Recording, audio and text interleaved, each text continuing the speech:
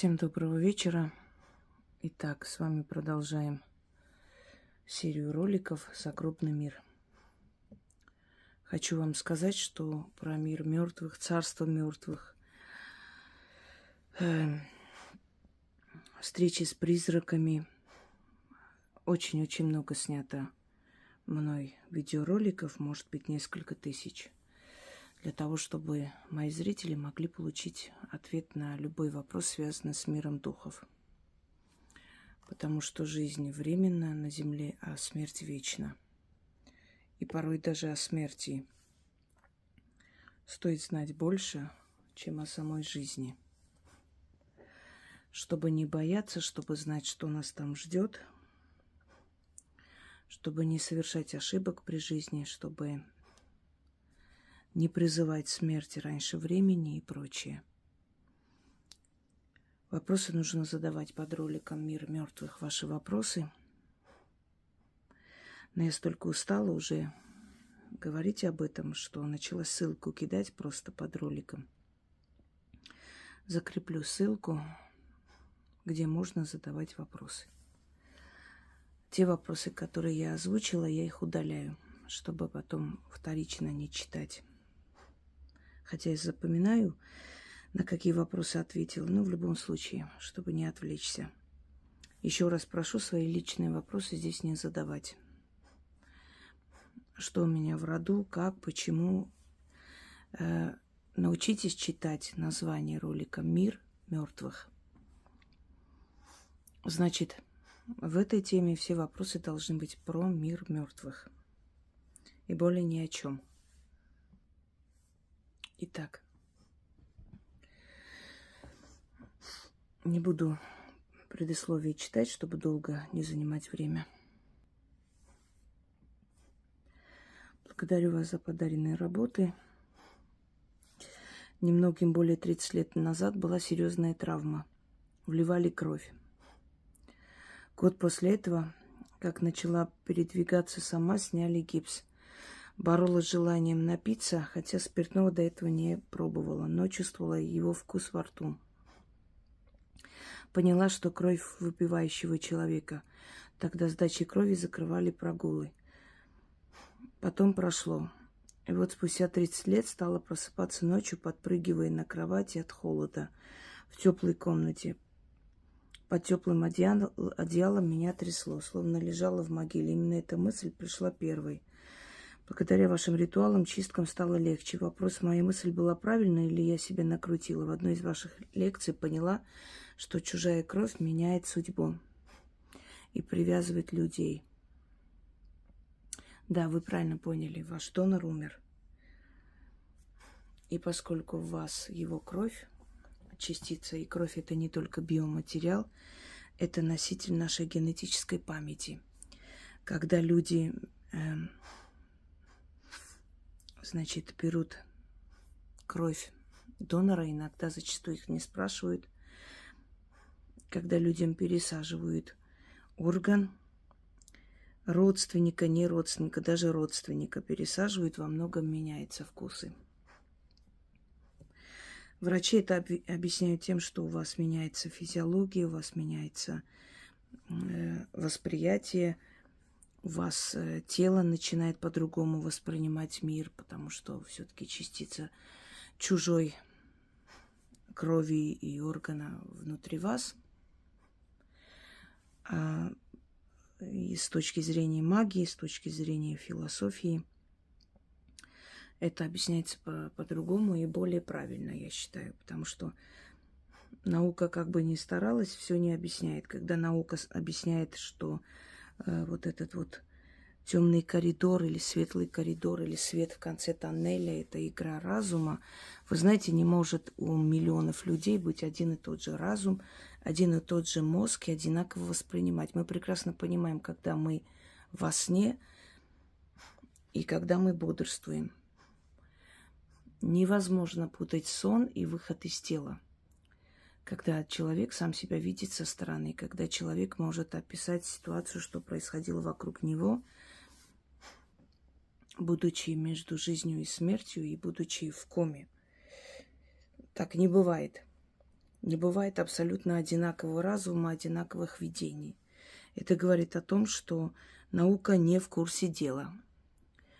Повторю комичную известную фразу. Наука еще не в курсе дела, есть ли жизнь на Марсе. Но многие врачи, многие патологоанатомы, значит, многие судмедэксперты, которые имеют дело с телом человека, знаете, такое выражение, ушедшие не своей смертью, очень сговорчивы. Они словно дают подсказку врачу, что с ними случилось, кто их убил, как это произошло, словно вот раскрывают. И многие из этих людей начинают верить в потусторонний мир и в жизнь после смерти. Как профессор Бехтерев собрал своих коллег и сказал: «Друзья мои, хочу вас порадовать, смерти нет». Он сказал: «Я не могу это доказать, но я знаю, что по ту сторону жизни существует жизнь, и что та жизнь более разнообразная, обширная, более глубинная, но у нас нет таких доказательств. Видимо, Вселенная скрывает от человека и до конца не раскрывает себя, дает капли за каплей. И почему это происходит? Потому что если ты хороший человек только потому, что боишься расплаты после смерти, то все, что ты делаешь, это фальшиво. Ты должен быть человеком просто, даже не понимая и не представляя до конца, что тебя ждет после смерти. Вот тогда будет честная игра. Тогда твоя награда тебя найдет по-честному, а не потому, что ты вот боялся, что там ответишь, и пришлось быть хорошим в этом мире. Ваш донор, скорее всего, умер, и поэтому вам приходят такие сны, такое состояние. Вам ничего не грозит от этого. Просто вы чувствуете, у вас связь с этим человеком. У вас ничего плохого не случится. Он давал вам кровь, когда был живой. То, что ваши вкусы меняются, и то, что нет, алкоголиком человек не станет и вредные привычки принимать не сможет. Даже если бы вы начали пить, у вас было бы отвращение. В любом случае вас через некоторое время это бы отпустило. Но изначальные привычки, изначальные желания, сны, в которых вы в роли других людей себя видите, родственники якобы, вот люди, которые вам не знакомы, они приходят во сне, как бы у вас ощущение, что это родные люди, вы их знаете. Это возможно. Не просто так во многих религиях, во многих философских течениях запрещается переливание крови, даже если человек умирает, он как бы пишет, что под свою ответственность он не хочет этого. Ну, я считаю это большой глупостью, потому что человеческая жизнь важнее. Даже если вы будете привязаны к чужому роду отчасти, в любом случае человеческая жизнь важнее.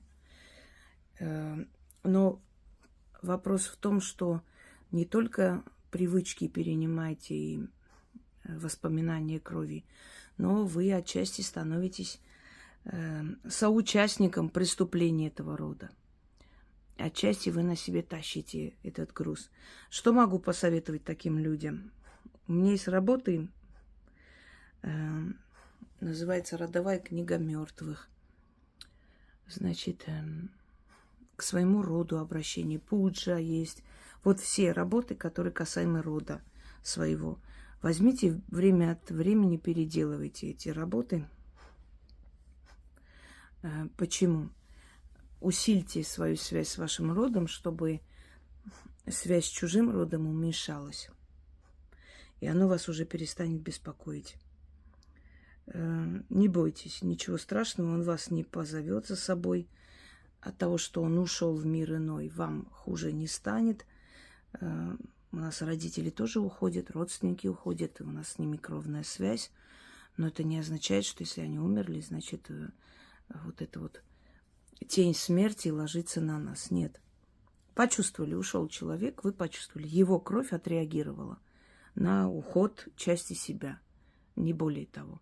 Неприятное ощущение, но это цена за спасение вашей жизни. Вот такую цену мы платим. Бесплатно ничего не бывает. За все надо платить. Вот Вот вы так платите этим воспоминанием и внутренним дискомфортом. Но никак оно на вас не повлияет, не переживайте. Дальше на ваших детей это не перейдет, даже если человеку сделали переливание крови до того, как у него родились дети. В любом случае его дети родятся абсолютно чистыми от этого всего. Это только вас касается, больше никого. Так.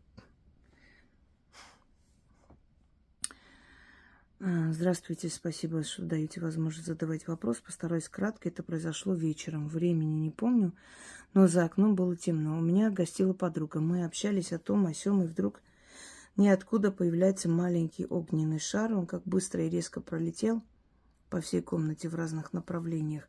Буквально за несколько секунд и исчез. Я вслух произнесла с огромным удовольствием. Удивлением неправильно написано.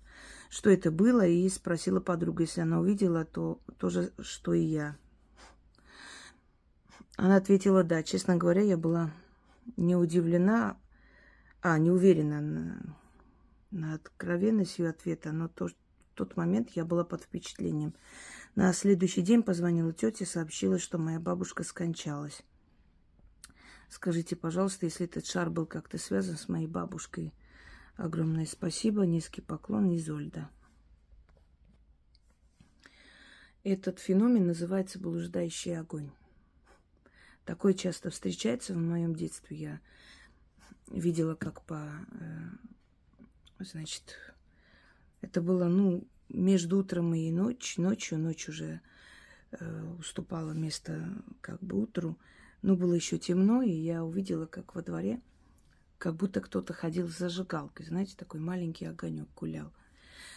Потом у моей подруги произошел случай, когда они поднимались домой, и появился огонь на лестницах. И этот огонь, тоже у них вызвал ужас, шок, конечно. Они не поняли природу этого огня. Она просто появилась, вот такие, знаете, язычки огня, и угасли, как появились, так и исчезли. Бывает в комнате блуждающий огонь. Люди иногда подносили руку, пытались схватить, но она их не обжигала, то есть она появлялась. Что это такое? Это проявление определенных энергий. Природа этих энергий до конца не ясна, откуда они происходят, но могу предположить, что это проявление духа. По-разному оно проявляется. Иногда демонические силы так себя проявляют. Иногда нас предки предупреждают. Вот мы куда-то собираемся, и вот перед нами на лестнице появляется этот огонь. Это запрет. Иногда таким образом приходят прощаться наши ушедшие. Это не обязательно душа вашей бабушки. Это могло быть предупреждение с того света. Это могло быть связано с памятью вашего рода. Они пришли, просто показали, что кто-то из них ушел. То есть присоединился к духам рода. Но то, что это взаимосвязано, конечно, вне сомнений, поскольку вы после того, как увидели этот блуждающий огонек, сразу узнали, что бабушка ушла. Значит, оно взаимосвязано. Это логично. Духи так себя проявляют иногда. Это какое-то, знаете, объявление чего-то. Это как провозглашение чего-то. Вот кто-то ушел, присоединился к вашему роду. Либо какие-то силы активизируются в доме и начинают между собой борьбу, и они показывают вот это вот, материализуются в огонь. То есть это настолько ярые силы должны быть. Они для того, чтобы в нашем физическом мире проявиться, это должны быть сильные духи. Они проявляются. Это предупреждение о чем-то. Каждый раз после появления вот этого всего что-то происходит. Вот, например, в данном случае в детстве после этого огонька у нас один родственник погиб. Через несколько дней это случилось. А может быть, уже случилось, я узнала через несколько дней, потому что я была ребенком, могли меня не посвятить в это все. Но вот я помню, что совпадение с тем, вот со смертью нашего родственника и вот этот огонек, они приходят для того, чтобы извещать о чем-то, одним словом. Духи, духовный мир, он рядом с нами. Как один из церковных служащих, один из отцов церкви, написав свой труд, сказал, что не помню, какой-то архиерей Прокопий, кажется, вот сейчас точно не помню, он сказал, если бы люди видели всех, кто вокруг них, если бы хоть на секунду открылась этот мир, открылся мир духов и показался, многие бы сошли с ума. Поэтому вот эта вот ширма, вот, за которой мы как бы находимся, это специально создано для нас. Мы приходим в этот мир с этой защитой. Это защитная пленка, которая оберегает нас от мира духов. И они не могут касаться ни нашей жизни, ни нашей психики, ни наших видений. Но время от времени, вот этот сбой в матрице, как говорят, время от времени наша защита пропускает подобные явления, и мы их видим. Но видим в том положении, в котором наша психика может выдержать. Почему люди, вот это выражение допился до чертиков, это же не просто так взято. Когда человек принимает запрещенные вещества или психотропные, перебарщивает или пьет, естественно, со временем эта защита утончается. А потом приходит к такому состоянию человек, что просто видит мир духов. Начинает махать руками, разговаривать с ними. Вот это уже на грани белой горячки, безумия вот, и прочее. Именно из-за этого, что утончается. Может, временами быть, он очнется, начнет лечение или отойдет от этого всего. Или просто этот мир духов их поглотит. Еще мир духов видят люди, у которых изначально проблемы, психические проблемы, у них практически нет защиты от этого мира. Они их видят, нам кажется, что они шутят. Был такой случай, когда мальчику, которого считали безумным, психически нездоровым, подарили маленькую собачку.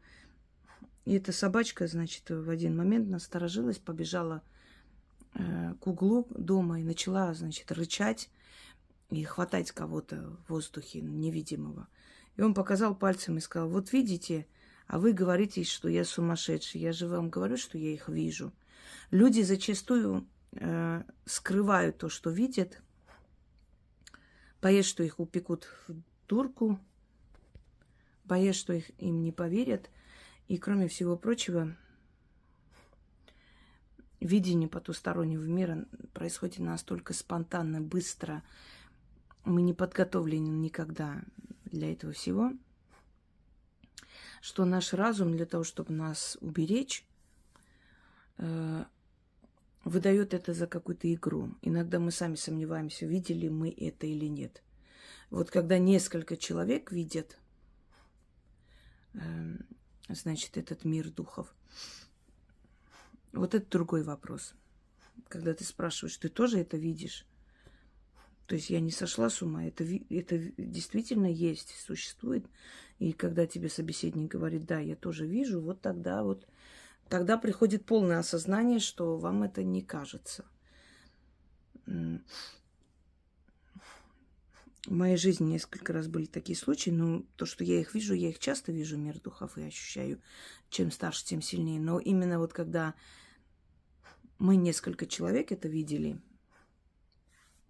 как нож поднимался и просто буквально бился, значит, об стол, вот так стоял, потом упал. И я тоже спросила, говорю, только я вижу это или вы все? По-моему, мне было 12 лет. Мы готовились с классом, там готовились к какому-то празднику. Собирались иногда, музыку включали, там танцевали. Ну, дети, нам хотелось какого-то веселье, развлечения, особенно дети в селе там особо ничего не видят. И мы там готовили на кухне что-то, и вот внезапно нож просто встал вот так вот, ударился об стол, просто как бы, подпрыгнул, встал вот Даже не то, что там он вонзился в дерево. Нет, он просто вот так встал острием своим этим вниз. Вот так постоял, как будто кто-то взял нож и вот так прям ударил об стол. Кто-то невидимый. А потом он резко упал в сторону. Мы, конечно, перепугались, выбежали. Потом начали спрашивать. Ну, когда мы сообща, знаете, так начали говорить. Ты видела, видела. Это означает, что мы это увидели все вместе. Но ничего не произошло, никто не умер, ничего такого не случилось. Но, видимо, может быть, мы просто своим вот этим оголделыми криками разозлили и потревожили домового. Он решил нас проучить. И такое может быть. Они тоже не любят чужаков. Так, далее. Некоторое время назад узнала от мамы информацию, которая не дает мне покоя. У бабушки по отцовской линии был дом в деревне. Хороший. Мы, внуки, каждое лето ездили туда отдыхать. У бабушки 5 детей. Все живы. Потом бабушка переехала жить к одной из дочерей. Дом забросили. Бабушки уже сейчас нет в живых давно. И вот один из сыновей поехал в тот дом, стал разбирать пол. Доски были очень добротные, толстые. В подполе нашел 4 иконки, присыпанные землей. Он не знал, что с ними делать, и решил сжечь их. Что это может означать? Как там оказалось эти иконки, и как они могли повлиять на жизнь и судьбу жильцов дома? Можно ли было их сжигать? Сама бабушка говорила, что соседка через дом плохая женщина, что она занималась чем-то нехорошим. Может, эта соседка подложила эти иконки, когда строили дом на 4 детей. 5-й, самая младшая, живет очень хорошо, дети ее тоже. А вот первые 4 детей кое-как сыновья пьют, сестра закодирована. Когда хоронили бабушку, зачем-то фотографировали гроб с телом и людей, которые пришли с ней прощаться. Сейчас это фото лежит в квартире у моих родителей. Что с ним можно делать или ничего страшного, что они есть. Благодарю за внимание. Ну, вначале скажу, что лучше такие похоронные фотографии убрать подальше, но если они вам нужны как память, уберите, не храните их рядом с фотографиями живых. Далее. Женщины, занимающиеся магией, иконы не подкладывают. Вот это вот невежество по отношению к ведьмам, она настолько распространена. Все, кто плохо себя ведет, все, кто какие-то неприятные бабы, всех причисляют к ведьмам. Вот они занимались магией, они там что-то делали. Послушайте, не все ворчливые, нехорошие бабы относятся к ведьмам. Ведьма вообще не такая. Ведьма очень хорошая соседка, очень добродушные люди, если они настоящие ведьмы. И они очень разумные создания. Быть ведьмой — это не означает, что мы ходим по поселку и всем делаем порчи, или всем что-то перекидываем, потому что нам очень так хочется. Это стереотип, который навязан церковью. Естественно, чтобы людей отодвигать, чтобы люди были серой массой, легче было управлять, надо было светлые умы уничтожать. А ведьма — это продолжители жреческих каст. От слова «ведать». Люди, которые ведали и знали больше, чем другие. Им было дано увидеть проблемы рода, например, у человека, проблемы, которые с ним при рождении, какие-то печати, с которыми он родился, из-за чего он не мог развиваться, пойти вперед и прочее, понимаете? Поэтому ведьма и ворчливая какая-то завистливая соседка — это разные вещи. Потом, черные дела с иконами не делаются. Нет, есть, конечно, такие работы, но они не подкладываются. Как правило, подкладывать иконы и прочие — это современные новоделы, которые особо-то и ни о чем. Я не думаю, что соседка может незаметно зайти в дом, эти добротные огромные бревна отодвинуть, положить туда иконы, закрыть обратно и уйти, и никто ее не увидит. Это абсурд. Я могу предположить, что эти иконы были спрятаны в 30-е годы, когда была репрессия на церковь, когда церкви закрывались, когда их разрушали, когда там клубы устраивали. вот в это время гонений и всеобщего атеизма и безбожия, как говорят, могли хозяева дома спрятать эти иконы подальше и засыпать землей, закрыть, чтобы вдруг не увидели. Значит, эти иконы были родовые, передавались из рода в род. Это, скорее всего, так, старинные иконы. Ваш дядя поступил очень тупо. Я даже не скажу глупо, он тупо поступил, невежественно. Если ему не нужны были эти иконы, отнес бы в церковь, они бы с радостью взяли старинные иконы. Сжигать их нельзя было, вообще ни в коем случае нельзя не сжигать, не уничтожать, не рвать ни Библию, ни Коран, ни иконы, ничего. Почему? Потому что это силы, это силовые поля. Хорошие они, плохие они, добрые они, злые они. Неважно, они силы. Они имеют огромную, колоссальную силу. И если ты не хочешь, чтобы они были у тебя дома, ты берешь и относишь их, отдаешь тем людям, которые молятся, верят, или оставляешь возле церкви, или в конце концов, если некуда девать, выносишь из дома, ставишь куда-нибудь, люди заберут, кому это надо. Но сжигать, уничтожать, не знаю, рубить нельзя. Обязательно будет наказание. Вне сомнений. Вы знаете, как эти силовые поля, они не имеют права наказывать человека, если человек, например, перешел с одной религии на другую или вовсе ушел из религии. Они не могут наказать вас. Да, они могут долго тянуть вас назад, естественно, они не хотят терять такое. Они же, каждое силовое поле берет у нас энергию. Единственное силовое поле, которое дает нам энергию, это природная вера. Это языческая вера, изначальная вера человека, которую называют языческой верой. Это многобожие, это природная вера, это древние веры, верование.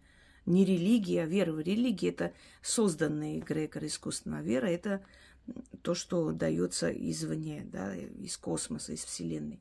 Вот. Языческое верование дает энергию человека. Остальные религии забирают энергию человека взамен на что-то. Но они не могут тебя тронуть, они не могут тебя наказать и навредить, если ты не нарушаешь одно правило. Если ты не лезешь к ним, если ты не причиняешь какой-то урон, если ты не оскорбляешь их, они не смогут вам ничего делать. Но если ты оскорбляешь, ты развязываешь им руки. Сжигаешь Коран, значит, жди обязательно возмездия. Не обязательно, чтобы люди отомстили. Оно увидит это. Эта сила, это силовое поле увидит это и отомстит. Очень страшно отомстит и болезнями, чем угодно. Сжигаешь иконы, значит, жди возмездия. Она будет и не заставит долго ждать. Поэтому я вообще не понимаю, чем руководствовался это, зачем он сжег их просто. Зачем вы даете этим религиям, этим силовым полям возможность вас наказать? Да, будет наказание. Скорее всего, в виде смертельной болезни. А что касается всего остального, причина не в этих иконах и не в той соседке, что вас в роду спиваются и прочее. Скорее всего, это причина более глубинная, это причина в роду. Значит, род вырождается. Но мы сейчас сразу сходу не будем определять, что там происходит. Но дело совершенно не в соседке и не в иконе. Дальше. Прошу вас, объясните, пожалуйста, что со мной и сестрой произошел интересный случай. Родителей не было дома, мы были очень голодные. Перечисляли, какие бы фрукты сейчас поели. И сами себе сказали, что если мы сейчас уснем, то когда проснемся, появится еда. Уснули, и когда проснулись, на столе стояла ваза с фруктами. Это было столько радостно. Мы насытились, волшебство какое-то, нас силы услышали. Но, скорее всего, эти фрукты не с воздуха упали и не с пространства нарисовались. Привезли, наверное, родители. Поскольку у вас с родителями невольная, невидимая связь, то иногда дети могут предугадать, что им могут подарить, что им могут принести. Это не волшебство. Это закон мироздания, закон природы. У вас с родителями кровная связь. И ваш разум, ваш мозг может уловить информацию, которая исходит от родителей. Если родители собирались вам фрукты привезти, у вас вот это несознательное, знаете, неосознанное состояние, то есть подсознание, оно просто уловило эти волны, и вы начали фантазировать, вам показалось, что вы фантазируете. На самом деле вам просто пришла эта информация в мозг, что у вас скоро будут фрукты. И вы начали еще больше говорить, фантазировать, а потом проснулись, и вам показалось, что ваша фантазия воплотила жизнь. На самом деле просто невидимая связь с родителями, она вам передала эту информацию. Мы иногда говорим, я только что думала о маме, она позвонила. Вы даже знали, что она скажет в данный момент почему-то. Она позвонила и сказала. У вас внутреннее какое-то нехорошее предчувствие, вы сразу вспоминаете кого-нибудь из родственников. Даже если этот родственник жив, здоров, все нормально, то есть нет никаких причин, что он умрет, но вы почему-то думаете, ой, а вдруг сегодня позвонит, скажет, что его нету. Ой, что за глупые мысли. А потом позвонили через полчаса, ты знаешь, он умер. И у вас шок. Почему? Ваше подсознание улавливает, родовая память называется, связь рода. Это как паутина, понимаете, невидимая, она везде. И вот оттуда приходит информация. Если у вас в такой момент немножко более раскрыто это внутреннее подсознание, а у детей очень сильно раскрыто, они просто уловили эти волны, ваш мозг, ваш разум, то, что они намерены были сделать. И потом вам показалось, что это просто из-за того, что вы фантазировали. Нет, вы начали фантазировать, потому что вам пришла эта мысль, что у вас могут быть фрукты. Так, давайте дальше. Давно на вашем канале, всегда наслаждаюсь, слушая ваши исторические лекции.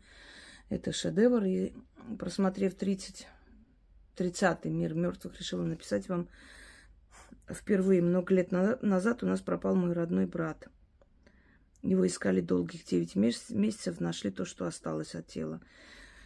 Все вместилось в небольшой мешок, но меня до сих пор мучает вопрос, он ли это. Если мы похоронили, мама еще на похоронах у гроба сказала, что это он или не он. Да, по-моему, я даже здесь ответила. Да, это не тема ясновидения. Здесь задают иные вопросы из мира мертвых. Еще раз вам говорю, это личный вопрос. Он или не он, это надо смотреть лично у вас. Здесь я не буду сидеть и определять. Это неправильно, я так считаю. Так, друзья мои, я думаю, что на сегодня достаточно. Здесь очень длинные, долгие вопросы. Поэтому это уже на следующий раз. Пока переварите то, что сейчас я вам сняла. А все остальное, естественно, последует в следующих сериях этой темы. Всем удачи и всех благ.